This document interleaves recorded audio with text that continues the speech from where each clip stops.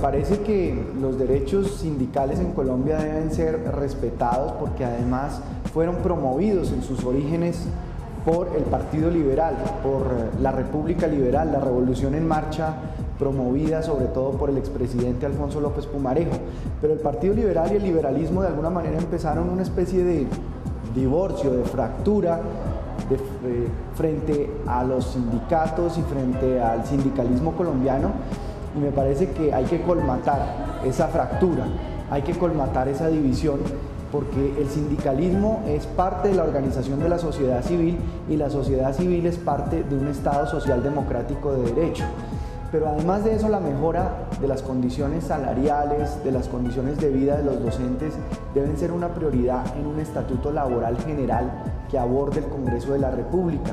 Hay que dignificar la profesión del maestro, como hay que dignificar la profesión del juez, como hay que dignificar profesiones y oficios en la sociedad que garantizan la democracia y la legitimidad de la institucionalidad hacia los ciudadanos. Necesitamos maestros motivados, maestros con incentivos, maestros respaldados por el Estado, por su institucionalidad educativa pública, que cada vez entiendan también la enorme responsabilidad de formación de las nuevas generaciones de colombianos que tienen en sus manos.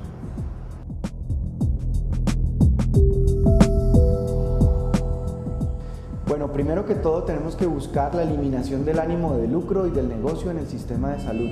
Mientras haya ánimo de lucro y mientras la salud sea un negocio, pues vamos a tener estas distorsiones en el sistema de salud, en donde solamente las personas que pueden pagar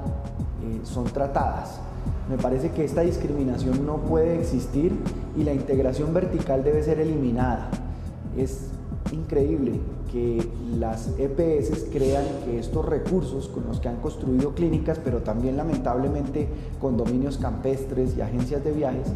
piensen que estos recursos son privados, cuando vienen de la unidad de pago por capitación, vienen de los impuestos para fiscales y son dineros públicos. A mí me parece que hay que buscar un sistema de transferencia directo de los fondos a la red hospitalaria pública con un concurso de méritos de nombramiento de los gerentes donde no haya distorsiones politiqueras para nombrar esos gerentes, que los hospitales estén bien gerenciados, bien administrados por personas que llegan a esos cargos por mérito y reciban como transferencia directa los recursos para inversión en salud y en infraestructura hospitalaria y en mejora de la condición de atención a los pacientes. No podrá haber paz en Colombia mientras la gente se siga muriendo en la puerta de los hospitales. No podrá haber paz en Colombia mientras la gente en 15 minutos, después de esperar 6 meses una cita, el médico la atienda, no le pueda ordenar la práctica de ningún examen y en esos 15 minutos la despache con una palmada en la espalda y le recete acetaminofén e ibuprofeno, que es lo único que le puede recetar. En una reforma a la salud tenemos que recuperar la figura del médico de familia,